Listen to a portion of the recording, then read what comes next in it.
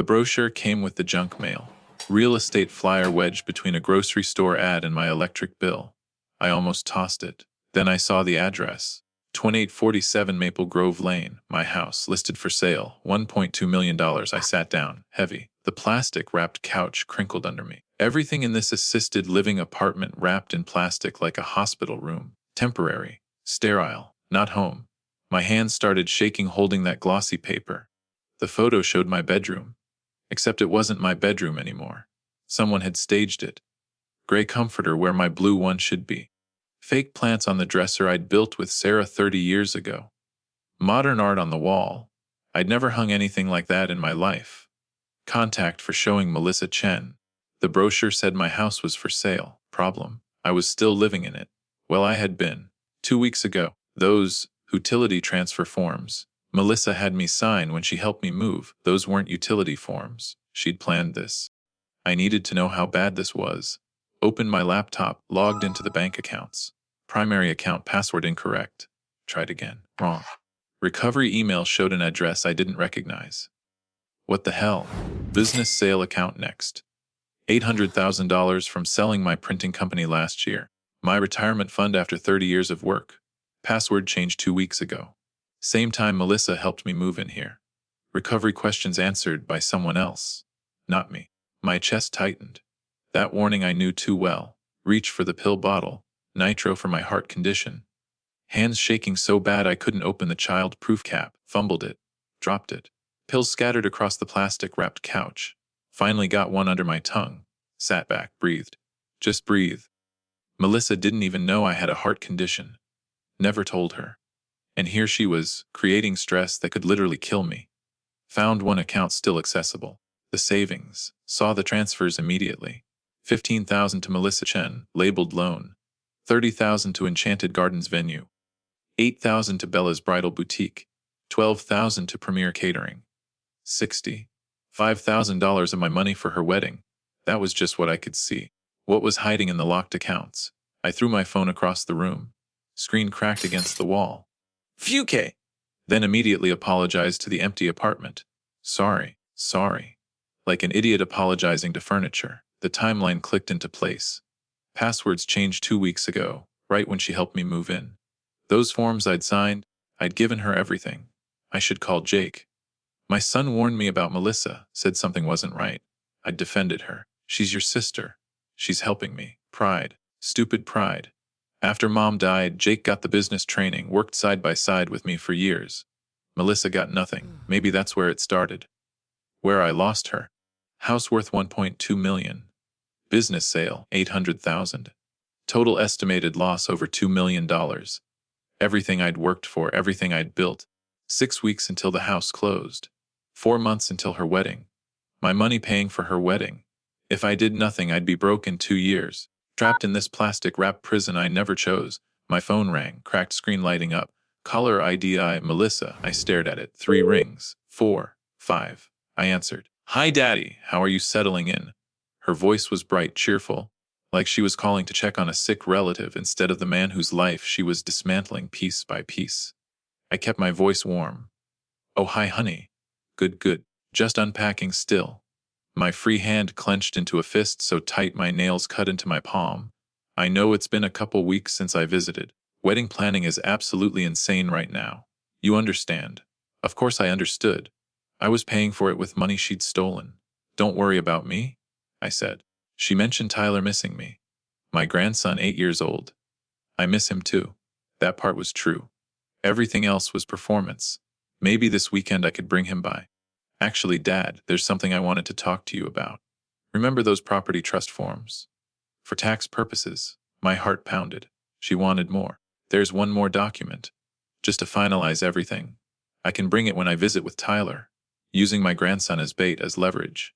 Sure, honey. Whatever you need.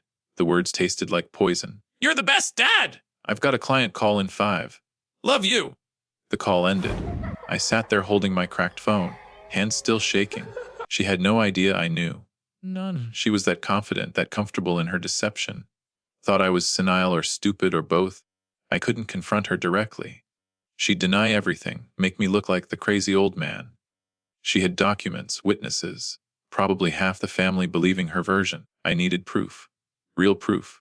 Undeniable evidence. I spent 30 years running a business. I knew how to build a case, how to document fraud.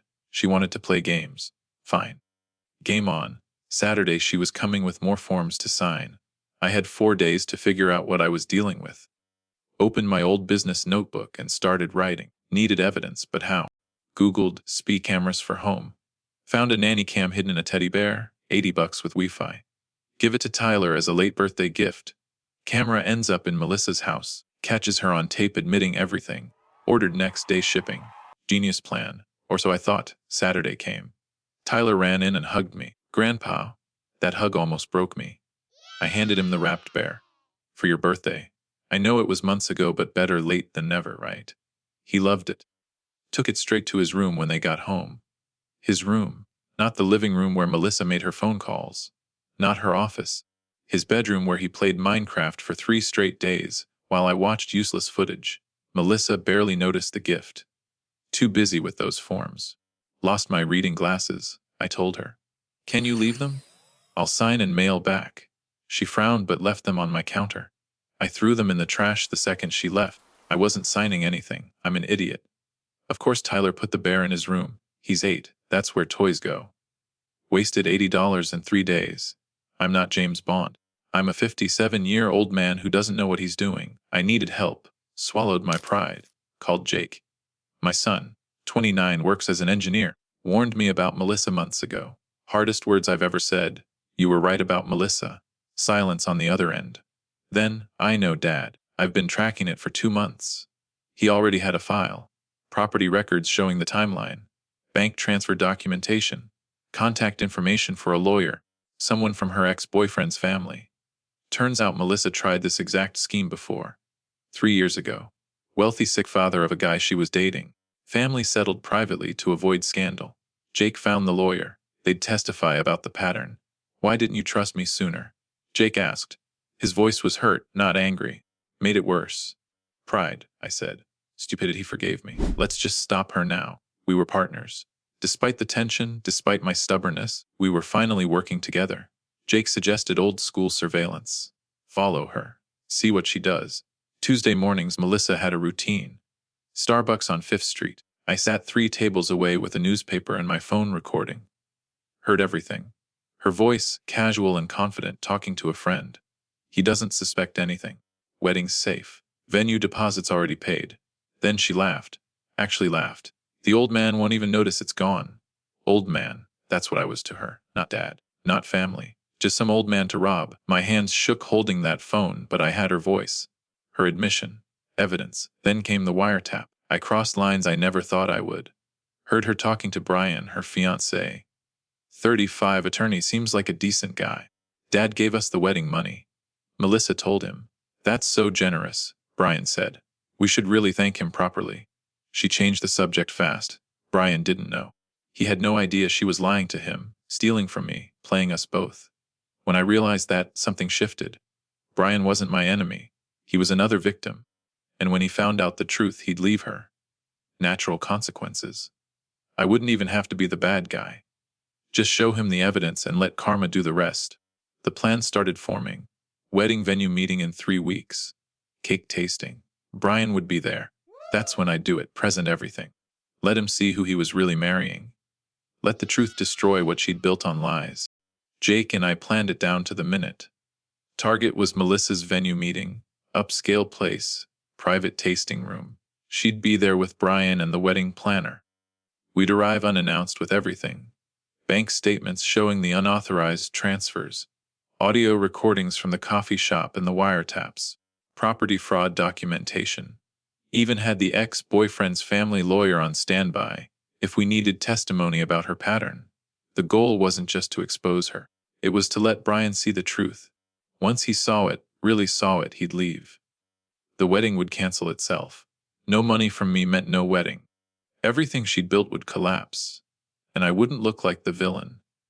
Just a father revealing reality. Jake wanted to wait, make sure we had an ironclad case. I wanted to act immediately. We compromised on 3 weeks of preparation. 3 weeks felt like 3 years. Then Melissa showed up at my apartment unannounced. brought Tyler with her. Strategic move on her part. She knew Tyler was my weakness. "How are WE today, Daddy?" She talked down to me like I was a child. I played my part. "Oh, I forgot you were coming." Acted confused, a little scattered. She tested me.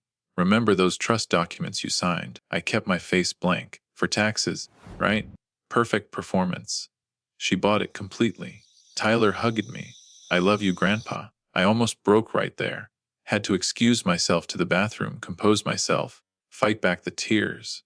When I came back out, I was calm again. Melissa left satisfied that I still didn't suspect anything. After she was gone, I sat in my apartment shaking with rage. But I'd done it, fooled her. She still thought I was clueless. The guilt hit me later. I'd asked Tyler to take a picture of Melissa's office for me. "Just want to see Mommy's desk." I told him. He trusted me completely. 8 years old, innocent, exploited by his own grandfather. Got the photo, though. Melissa's desk, documents visible in the background. More evidence. More shame. Jake tried to make me feel better about it. "You're protecting him long term," he said. "Doesn't make it right," I answered. The cost of this revenge was already adding up. Using my grandson as a spy. Crossing legal and moral lines. Becoming someone I didn't recognize. But I couldn't stop now. Then the timeline accelerated. Realtor called with a cash offer on the house. Closing date moved up to 3 weeks from now. Same week as the venue meeting. If the house sold before I exposed her, it would be harder to prove fraud, harder to reverse everything. We had to act at the venue meeting. No more delays. One shot to get this right. My heart condition was acting up. Stress and nitro pills becoming daily companions. But my determination was stronger than my fear. This ended in 3 weeks. One way or another, this ended. The night before the venue meeting, I stood in front of my bathroom mirror practicing what I'd say. Looked at an old photo of Melissa as a child. Smiling, innocent, loved. I wasn't exposing a criminal. I was destroying my daughter. She destroyed her own life. Jake told me when he saw my face, "You're just revealing it." I took a deep breath. Let's do this. The venue was upscale. Private tasting room with floor-to-ceiling windows overlooking a garden. Melissa was already there with Brian and the wedding planner, looking at cake samples. She saw me and Jake walk in. Her smile faltered for just a second before she recovered. "Dad, what a surprise!" I ignored her, walked straight to Brian. "Brian, I need to show you something." Melissa tried to intercept. "This isn't the time." I kept my eyes on Brian. "It's exactly the time." I laid it all out. The folder hit the table. Bank statements first. "Melissa told you I gave you wedding money. That's false. These are unauthorized transfers. $65,000 taken without my permission." Brian's face went from confused to concerned. I showed him the property listing. My house. Listed for sale while I'm still alive. I never agreed to this. Then I played the audio. Melissa's voice filled the room. "He doesn't suspect anything. Wedding's safe. The old man won't even notice." Brian's face drained of color. The wedding planner shifted uncomfortably in her chair, trying to look anywhere but at us. Melissa's defenses came fast. She denied it first. "Dad, you're confused. You signed those forms." Remember, I didn't respond. Let the evidence speak. Then she deflected. "This isn't the time or place for this." Too late. We were already here. Then she blamed Jake. "Jake got everything. The business, your trust, everything. You have no idea what it's like." Her voice was rising now, cracking. Finally, desperation. "I was going to pay you back?" "I swear I was going to." Brian stood up. His voice was quiet. Controlled. Lawyer training. "You told me your father gave us $50,000. Melissa reached for his hand. He pulled away. "You told me your marketing firm was thriving." She was crying now, mascara running. He looked at her for a long moment, then asked quietly, "Did you ever love me, or was I just the next account?" She had no answer. Just stared at him. He looked at me, then back to her. "I need time to think. Don't call me." He walked out. Just like that. Engagement over. The venue coordinator approached our table nervously. "We may need to pause planning until payment status is clarified." The wedding planner was already packing her tablet. Everyone had seen everything. The gossip would spread, social consequences cascading in real time. Melissa's phone rang. Realtor. The caller ID was visible to everyone. She didn't answer. Couldn't answer. The house sale was dead and she knew it. She sat there alone at the table, wedding cake samples in front of her, everything she'd planned crumbling to nothing. I had one thing left to say. She looked up at me, mascara streaked, desperate. I'm still your daughter. I felt nothing. I don't know who you are anymore. Jake put his hand on my shoulder. Let's go, Dad. We left her there. In the car, I was silent for 10 minutes, just breathing, processing. Then asked Jake, did I go too far? He didn't hesitate. She went too far. You stopped her. I nodded. Yeah, you're right. Relief was beginning to set in. It was over. Finally over. Within a week, Brian officially called off the wedding. Melissa moved out of state, running from the humiliation, from the gossip, from the family that now knew what she'd done. I filed a civil suit, won easily with all the evidence Jake and I had compiled, recovered $340,000. Not everything, but substantial. The house sale was canceled. I changed the locks myself. Stood in my own bedroom again, my blue comforter back where it belonged. Melissa faced consequences that followed her. Engagement ended.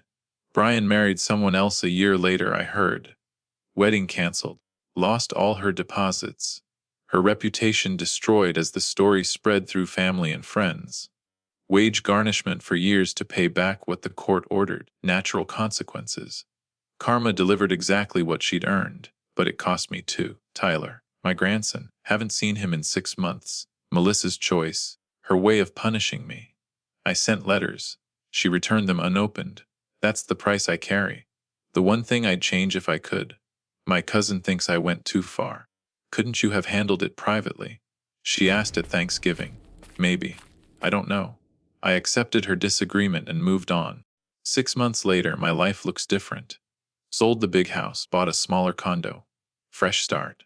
Used the recovered money for a Europe trip with Jake and his family. Started dating again, met Ellen at the bowling league. Weekly dinners with Jake. Our relationship is stronger now than it's ever been. Aunt Linda still says, I told you so. Every chance she gets, but she helps when I need her. I sleep well now. The insomnia that plagued me during those weeks is gone.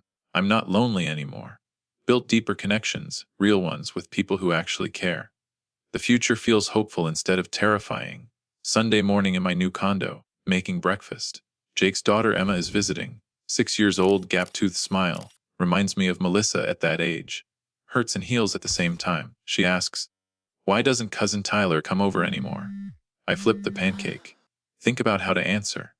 Sometimes people make choices that take them away from family. But you're here. That's what matters. She hugs me tight. I'm glad you're here too, Grandpa. I smile. Emma's here. Tyler never will be again. I won. I lost. If this story touched you or made you think, I'd really appreciate it if you could hit that like button and subscribe to Familic's Revenge. It helps me continue sharing these real family experiences. Thanks for listening to my story.